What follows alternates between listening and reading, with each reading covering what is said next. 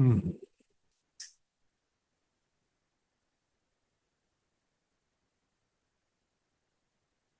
Yeah, I can introduce myself a bit. So I was born and raised in Portland, Oregon, and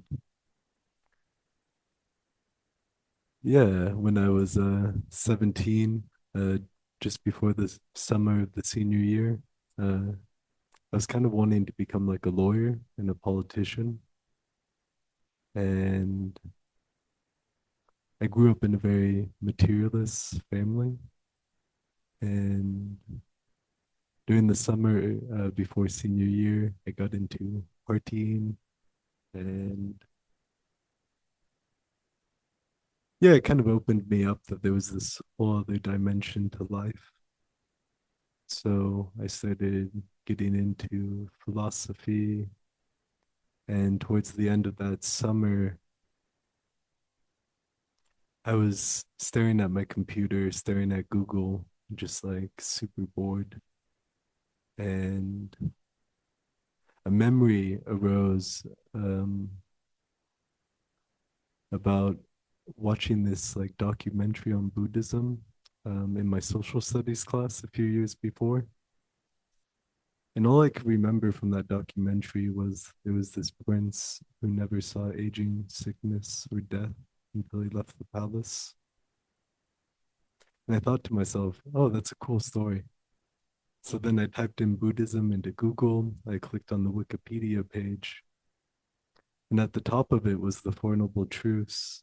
And when I read desire is the cause of suffering, just like immediately it clicked.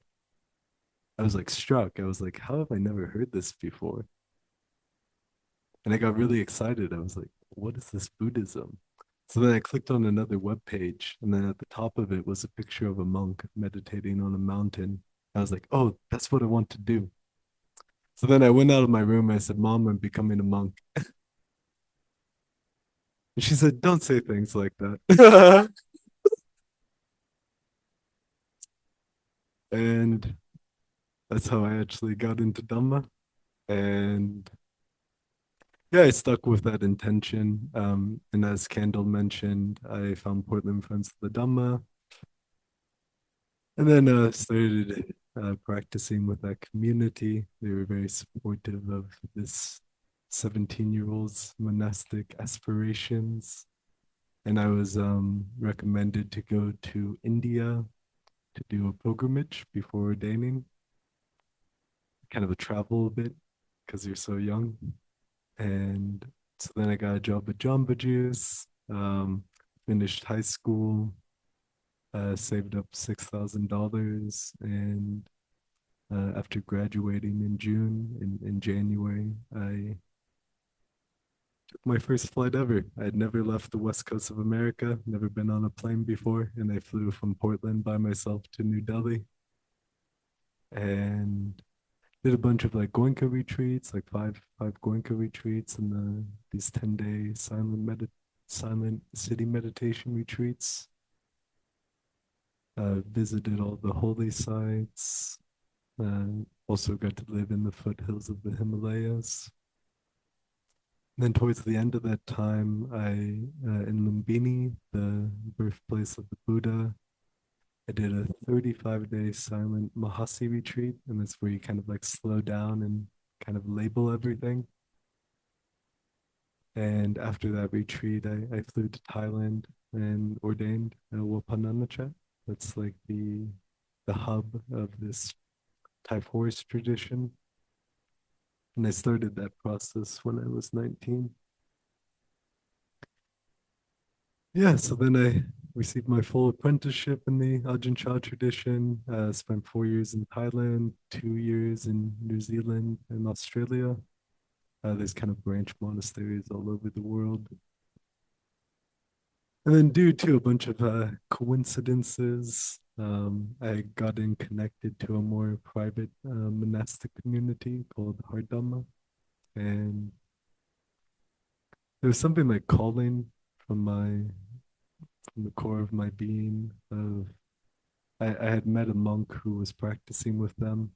There was just something about him that like Like I had this like just yearning to explore more. So then in Chiang Mai was where they were practicing at that time. So I went to Chiang Mai, and it was a community of about 18 people, 18 monastics. And yeah, it was like kind of like entering into a whole nother world. Um, there was monks who were really emphasizing like the a heart connection, and yeah, they were connecting to like gratitude, humility, to also like wholesome remorse, like a sense of sorriness, and just like the sincerity with which they were like kind of tapping into and expressing from. I had never experienced before and had 0% access to it. It was just like, and, but there was something like so potent about like heartfelt, raw, deep expression and connection. And I didn't even know where that would lead, but I had this sense of just like, I want that. Like it felt really potent. And so the community I was very inspired by. And everyone in that community had such a strong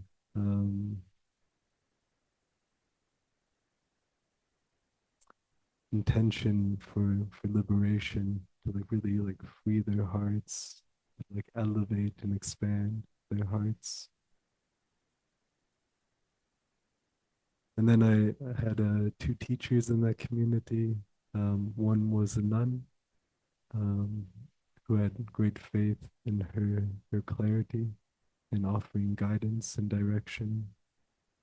And then the other was a monk and Navaloti. So Navaloti was a very spirited and very fired up character, and he has a pretty cool story. He's a Taiwanese American, and he's like 60 something, and he when he was 30 with his brother, he started a Chinese dumpling business, and he grew that into like $1 million company. And then when he was 45, one of the big food companies of America bought them out for multi-million dollars. And that same year, he got two brain aneurysms and became completely bedridden. So he had like worked his whole life to be, you know, become like a wealthy person and not have to do anything and just relax. He was totally not spiritual, very sensual up until that point. And that illness like really like pushed him onto the spiritual path. And in the Taiwanese community had heard that there was this nun living out in Taiwan in the wilderness. So then he took a flight to find her. And when he found her in the wilderness, this nun didn't teach, but she had this like this slowing down practice. If you imagine like in the middle of the wilderness, and she had this just like this vibration and slowness in everything that she was doing.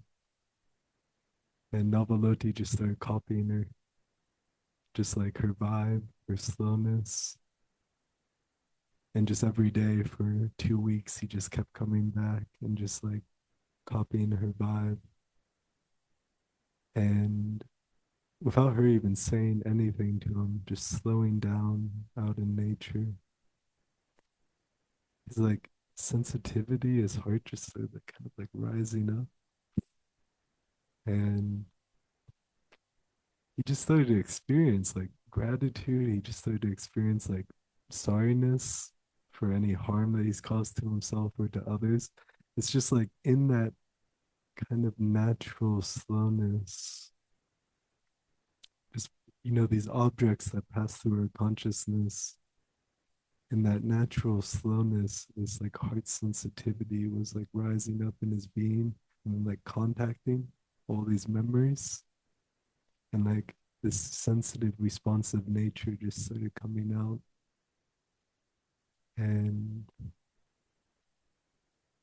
yeah, that's how then for the next 7 years, he kind of practiced as a lay hermit in his mansion. And and I just met someone in San Francisco who knew him when he was a lay person at that time. She said, yeah, she went to his mansion once and he had gotten rid of everything in it. It was a completely empty mansion. And he was just doing walking meditation.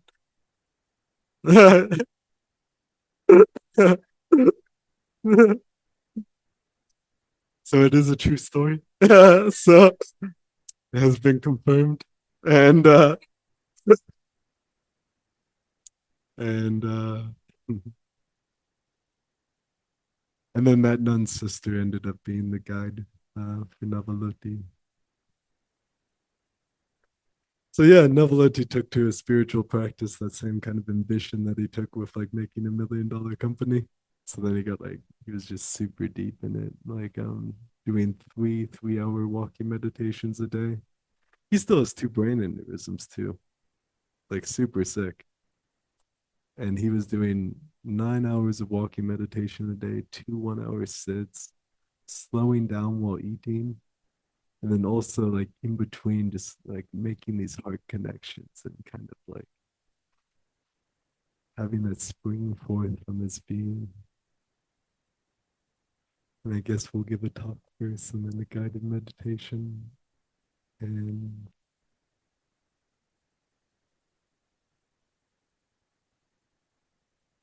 yeah, it was a description for this talk. So yeah, the Buddha gave this phrase, uh, the Dhamma is to be felt by the wise. And it's actually the last thing the Buddha says in like the classical description for the Dhamma.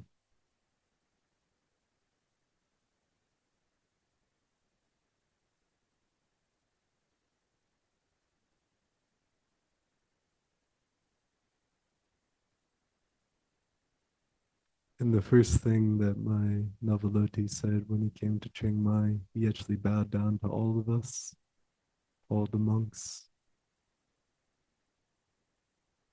And he said just humility and humbleness. If there's like one thing that I can give to you, that I can offer, is just to develop heartfelt humility, heartfelt humbleness, and that will just take you all the way.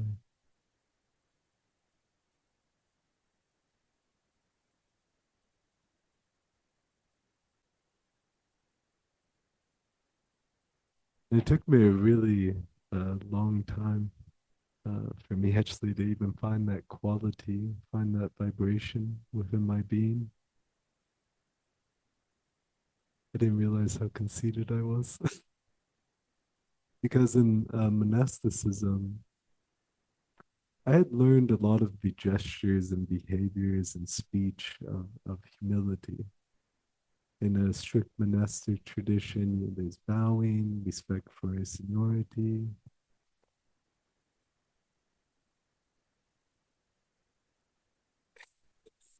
Heart-Dhamma community, they kept saying, "Oh, you just quite haven't found it yet, but you'll find it eventually." And then for 6 months, I was just being told that again and again. And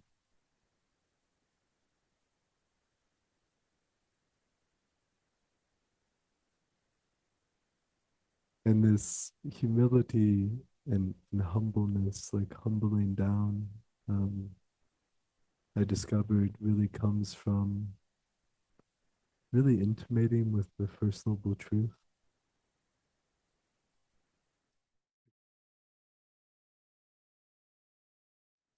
Like when the Buddha said there is suffering, he said we have to fully understand this noble truth of suffering.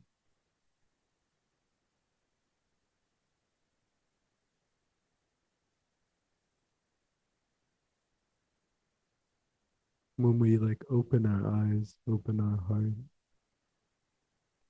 just the truth of the suffering of this mind, the suffering of our habits. Because we tend to like kind of block our eyes, we tend to close our eyes, kind of like drift, and also block the suffering that we've experienced. So there's all these kind of things that are going on. And with humility, it's like coming forward and like kind of opening our arms to really start to let in, embrace, see clearer, sense deeper, like what's actually going on within us. Mm.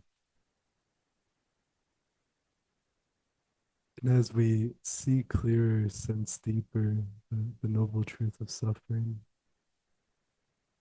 and also the truth of goodness as well, of wholesomeness, as we open our eyes, open our heart to the goodnesses of our life, when we see it and sense it, because so often the goodnesses of our life are just kind of passing by, passing by, passing by. And we say thank you and stuff like that, but does it really like enter into us? Like our own good qualities and the goodnesses that come into our consciousness, when we're giving an emphasis to the heart sensitivity, to heartfelt humility, it's like we start to take in the goodnesses of our life and we start to feel like this great like gratitude, this sense of appreciation, but like the one that like touches the core of our being. And that's just like really the juicy stuff.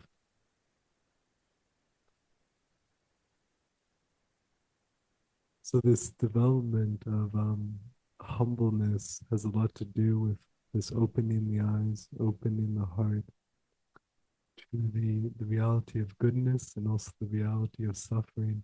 And when we have those two things really touch our heart, touch the core of our being, touch, we start like humbling.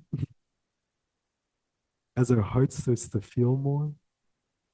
And when I say the truth, the reality, that is the Dhamma, like what is.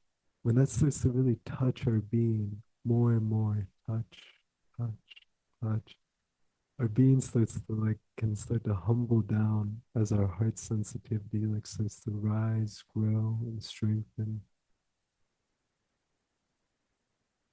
Mm.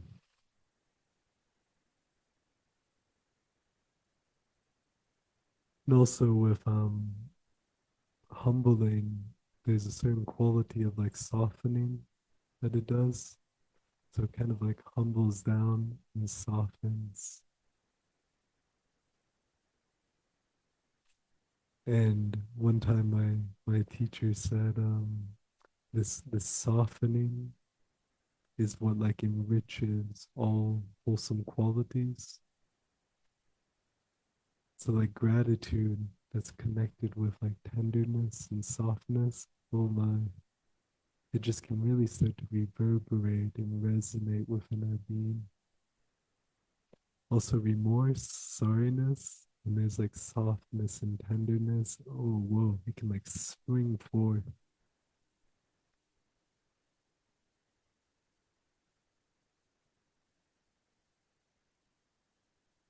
And something I really appreciated from my community is there was this emphasis on humility, but then this emphasis on sincerity.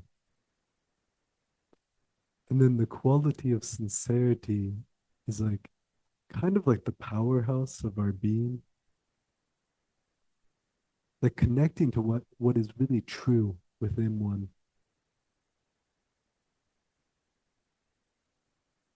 And connecting with sincerity brings about like a strength, a spirit, and a power within one. It's like what ignites the fire of our spirit. So when these two qualities kind of come together, like sincerity and then humility, well, it's really how we can start to develop a sun within our being, a source of warmth and brightness.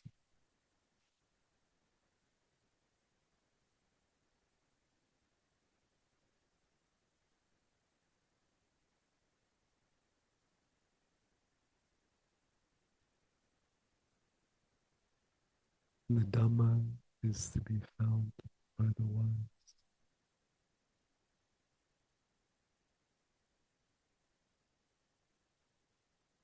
And also, when the Buddha described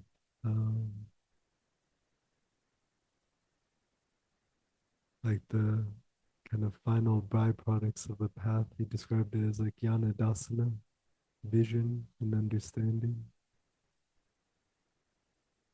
So as like we open our eyes, open our hearts to develop this clearer and clearer vision, deeper and deeper understanding. And as we see clearer and feel deeper, like this word like fully understood, like the first noble truth of suffering has to be fully understood.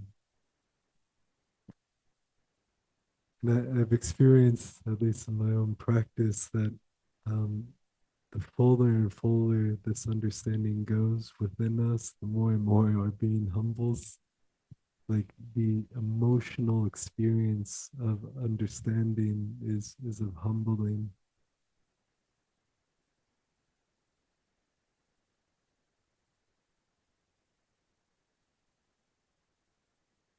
And also the peace that comes from developing this deeper and deeper understanding and softening and humbling of our being. This like humbled down, heartfelt sense of understanding. It really starts to like wither down this like really compulsive tendency of the mind to just constantly be thinking, constantly be fabricating, constantly creating. There's like a lot of passion in that, a lot of just me in that, a lot of this like force that's propelling that. And as we develop this heartfelt understanding of the reality of the truth, and it humbles down our being, both of goodness and of suffering, when we really take that in and feel this heartfelt understanding and allow our being to humble down into it, that force that perpetuates this just compulsive, incessant mental thinking, mental creation, mental fabrication, it just starts to like wither. It's just like, oh. And also, as we open our eyes, open our heart to what this mind is up to, as we develop mindfulness and awareness of the rising and passing away, but we feel it, we start to sense it. The Buddha described it like samsara is kind of like a tangled knot. This whole ego, this whole what do you call it, dependent origination, craving, clinging, ignorance. It's like this tangled knot. So all these thoughts coming by, they're all kind of connected to this whole like me, our perceptions, our beliefs, or like a lot of things. And also a beautiful quality of humbling is like, you know, if you have like a really tight, very hard knot, it's like very hard to like untangle that. Yeah. So as we like, as our being starts to humble, it also starts to soften it up so that we can start to unravel. And the word nibbana, um, that literally means like a fire going out. And something that's really important to understand about that, the word nibbana, is that at the time in India, the understanding of fire is that the fire element is like everywhere. And when you light a fire, it's like this fire element kind of gets like caught on the wood, like this fire element that's everywhere. When you light a fire, it's getting caught, and they viewed it as a state of agitation. The fire is like agitated. The fire element is constricted and agitated on the wood, caught up. So when you take out the fire, it's not like smothering, but rather releasing.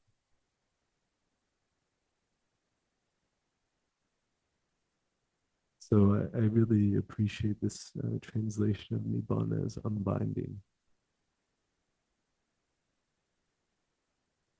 unbinding.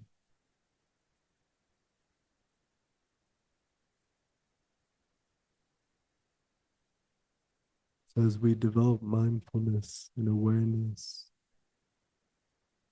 opening our eyes, opening our heart to what this mind is up to, starting to see it clearer, sense it deeper.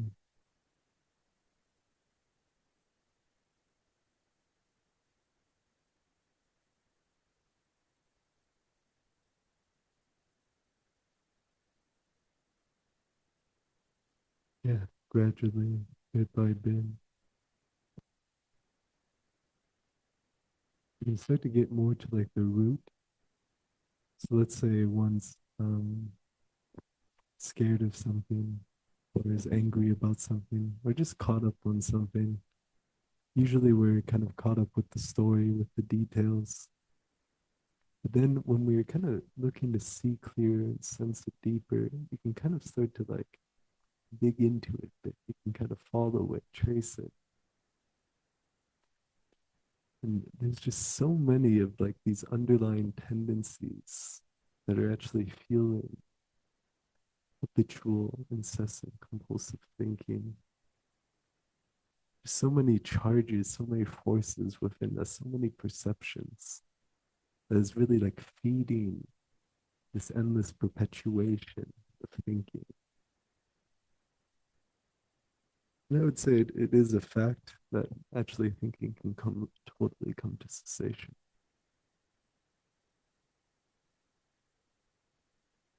100%. That it is charges and perceptions that is within our being that is fielding and perpetuating the stream of thinking. It's just a lot of things that we have to say. Because as we go through life, and if you believe in rebirth, life after life, it's kind of like we have like a bunch of threads on our being, and we kind of just walked around and then get caught on this, caught on that, caught on this, and then we just have all these threads everywhere of like, yeah, this is really important, that's really important, and then we have all these like charges and feelings about all these things, and yeah, as we start to kind of like, okay, it's caught on this, and like, you start to trace that back to what it's connected to. We can start to actually kind of the word samadhi, usually translated as concentration, literally means like gathering, to gather or to collect our being. So as we develop this mindfulness and awareness, opening our eyes, opening our hearts, seeing clearer, sensing deeper, getting really interested in like, what am I caught up on? What is this whole thing that's like growing or creating in my mind? Why am I obsessed about this? Why am I even thinking about this? And then like feeling deeper into our being, it's like we can start to kind of get these threads, kind of see the snag of where it's caught on. And then usually there's kind of a few snags along the way. But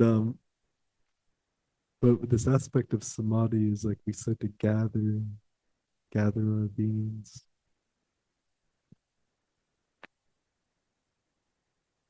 One of my favorite metaphors from the suttas is the Buddha described there's like a river with many, many outflows. So that central channel, that central river is in like a very shallow, weak state. But as one kind of starts to bring back the water from these outflows and kind of close them, the river just starts to deepen, widen, and the flow of it becomes more powerful.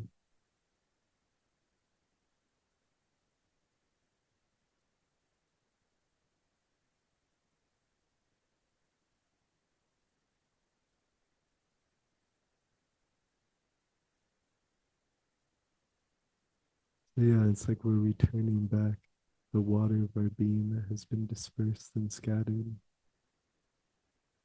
into just one deep, strong flow of being.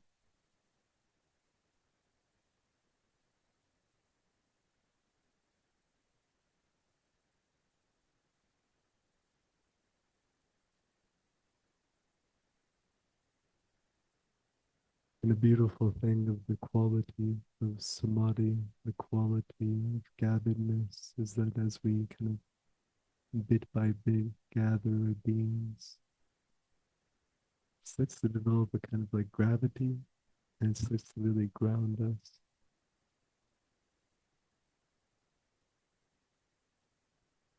This gatheredness and groundedness can start to develop a deep sense of presence.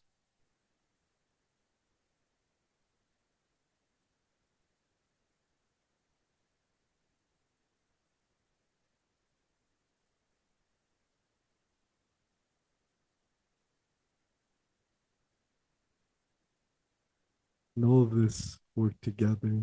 So as we gather our beings, it gives us strength to see clearer, sense deeply.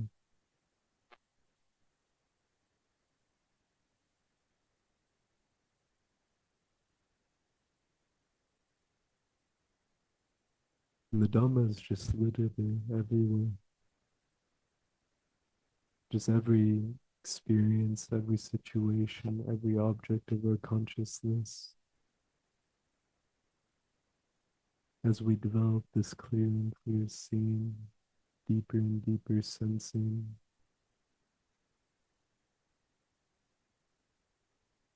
it's just so much meaningfulness.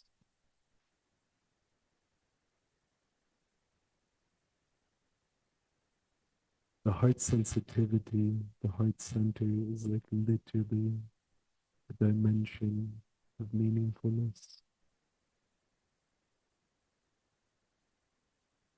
Have you ever listened to a song that is like kind of raw, where when the singer is like singing, they're like almost crying? It's kind of a really sad song, but like you just want to listen to it again and again and again. Because there's like, they're touching onto this like dimension of meaningfulness. And we kind of have like a thirst for it. There's like something very juicy about it. So even though it's like the saddest song ever, it's like you can just listen to it 100 times over and over again. Because there is like a yearning and longing within our being for meaningfulness. And one time this one singer, like before he started singing, he kind of like did this humming. And then he like feels something right here and then he goes like, and then he starts, because singers have a limited ability to kind of tap into that raw place, some of them, and then kind of vibrate or resonate from that place. On the show like America's Got Talent and stuff, when someone does that, like goes on for their audition, goes on stage, and it's like that very raw, very vulnerable performance. It's usually the one where people are like, whoa, this is profound. And why is that profound?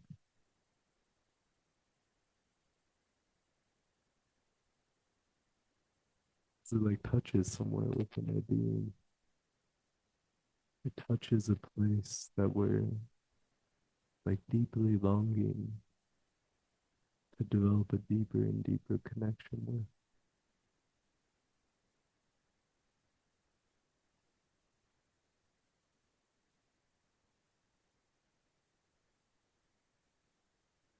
This development of humility softens our being, development of sincerity,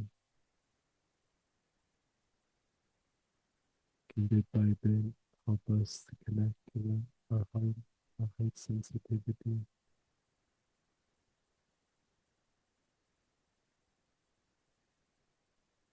and connect to this dimension of meaningfulness that gives a deep sense of fulfillment.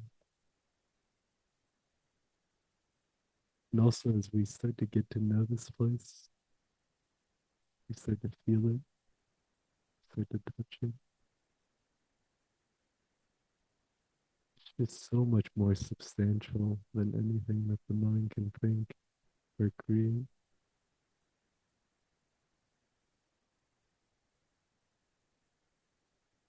There's just something so true in this place.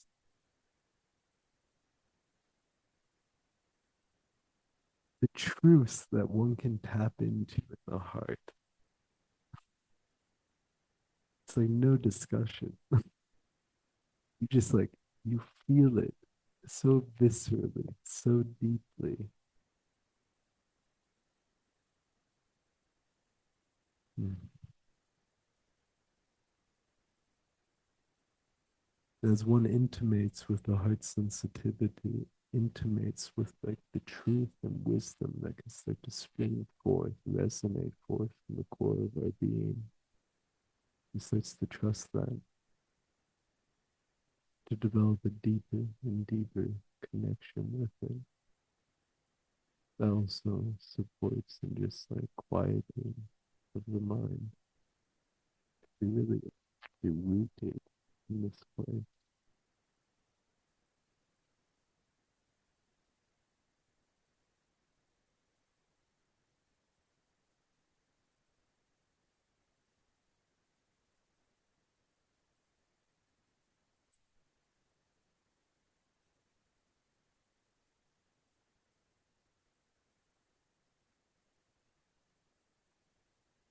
We have another one.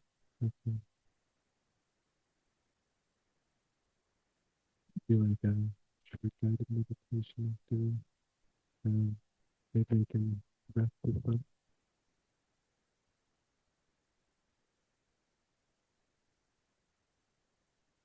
Mm, Sadhu, sadhu. Mm.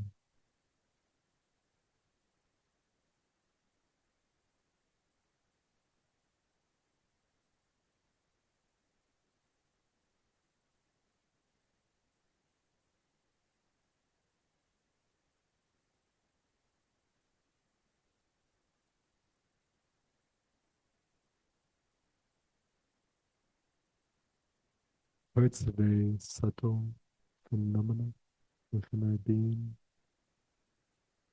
So if we bring our awareness into our chest area, kind of with the lungs, so you don't have to focus on the lungs, but the breath in this area. The breath is a much more accessible place to start to develop a connection with our heart.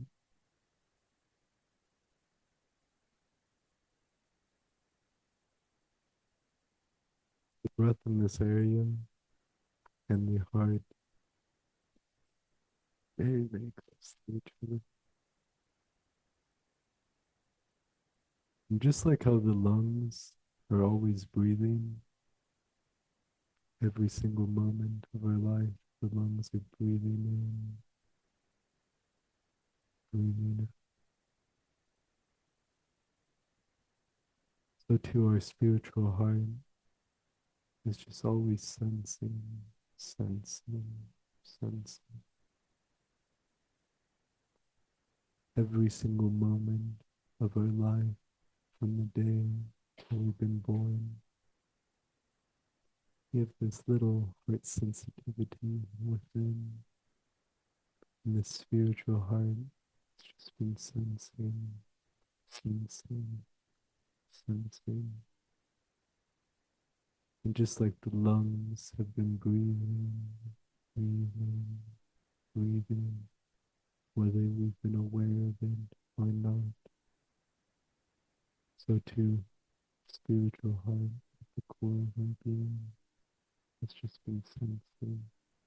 cleansing, cleansing. As we connect to our core breath,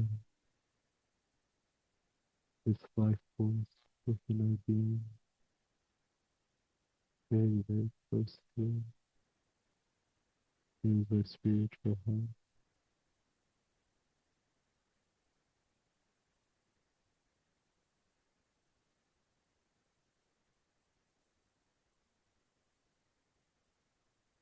Unfortunately, because our hearts have been hurt as we go through life, we have these like six senses: the eyes, the ears, the nose, the tongue, the body, the mind, but particularly the eyes and ears and body and mind. This contact that comes through our senses, it just it's like a bombardment. So what happens to our heart, our spiritual heart, is that we start to develop layers over it. We start to develop blockages, covers, and layers of identity. And because our heart sensitivity is the place where we've experienced the most vulnerable, raw pain of our life. Like an example could be like when you were a kid and you're kind of being authentic and expressive, and then like rejection of that, like someone being very like scorn or bitterness. And when we experience that negativity of other people, like the negative charges, the sharpness, the harshness, then our hearts start to close.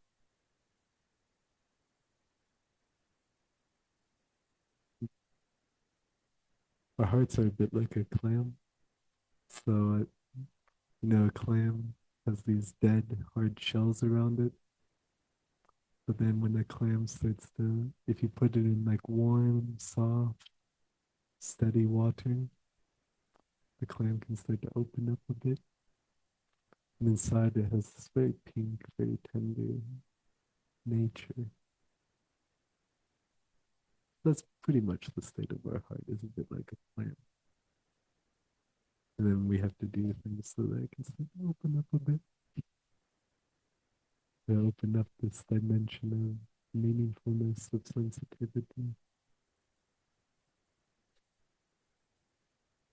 Also, interesting thing about clams is that when they're born, they're actually this kind of I don't know the whole life cycle, but essentially, once they have tissue and stuff, they go through the ocean and start like accumulating layers to make their shell to protect themselves from the fish and whatever that wants to eat them. And they also, not only do they develop a shell, but they also dig themselves into the sand because of the harshness and dangers of this world of contact. So that's essentially what happens to our heart as we start to accumulate these layers around it, kind of protect it. And we also tend to like bury ourselves in all of this proliferation, the sand, digging into the sand. And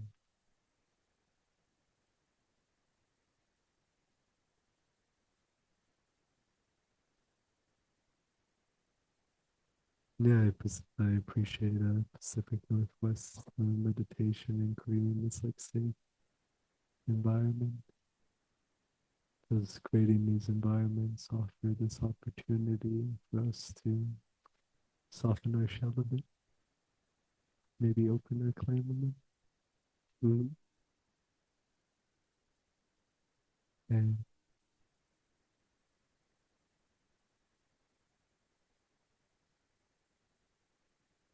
as we kind of open our heart, and when our heart sensitivity, usually we have to clear some stuff out as well. So as we open our heart and start to clear things out of our being, there starts to be experience of space around the heart sensitivity. It's like the heart can start to breathe. Kind of like if you've ever been in like a very stuffed, very cramped room, it's very difficult to breathe. And then when you get out of that, take that breath of fresh air, there's like a freshness and aliveness. So too, as we kind of start to open our heart a little bit, start to clear out some of the stuff, our heart starts to get more space to breathe fresh air. And this heart sensitivity, as it heals, as it's nourished and strengthened, starts to turn into a vibrancy of being.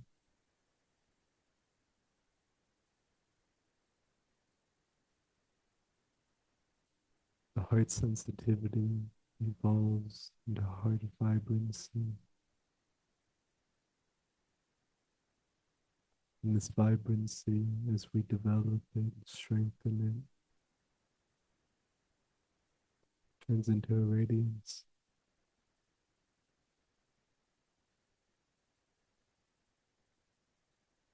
The heart's literally the sun at the core of our being.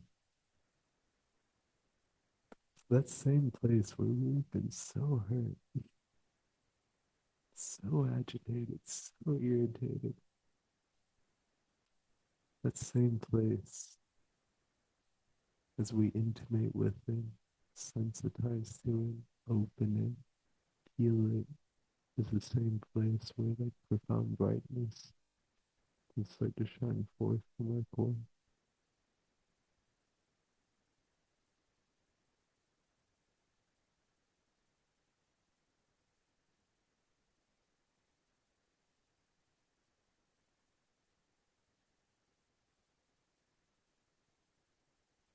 The phrase in the suttas where the Buddha said he only taught two things, suffering and cessation.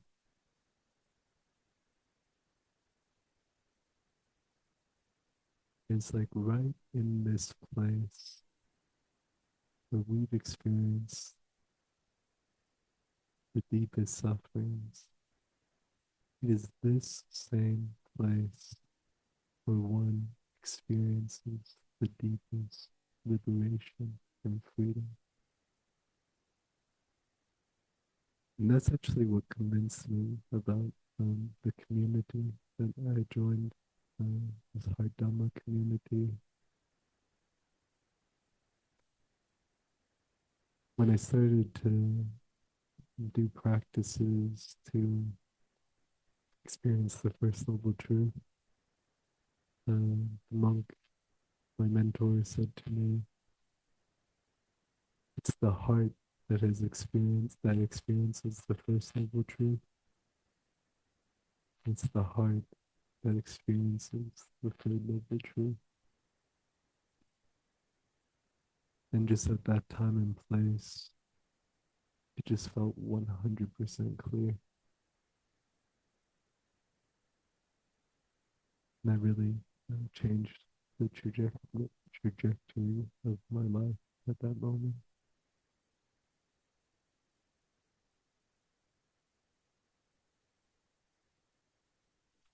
And in the talk here, uh,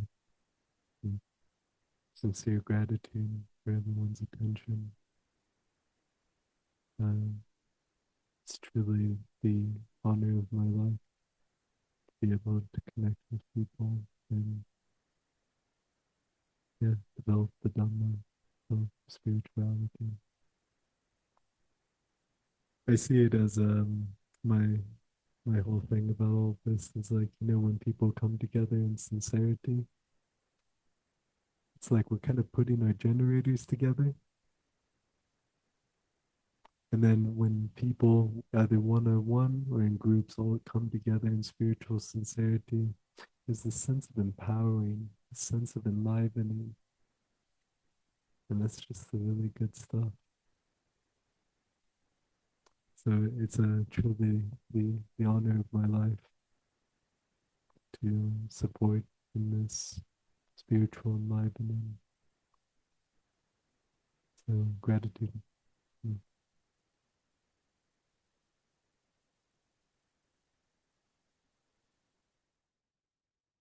Yeah, we'll take a bathroom break. Mm. We'll take a moment here to take a break, but before we do, I just want to share something from my heart. As many of you know, this little Sangha keeps growing week after week. More people are finding their way here, and some arriving stressed, and some grieving, and some just needing a quiet place to breathe. And it's been beautiful to witness how this community holds them. The way a Pacific Northwest forest holds everything that falls into it gently and without judgment. And to continue to offer this refuge, we're hoping to expand some of our practices, take a few next steps, offering another sitting group in West Lynn, and hopefully expanding at some point to a larger room, and to offer their support to our teachers who give so generously of their time and their hearts, including continuing bringing guest teachers.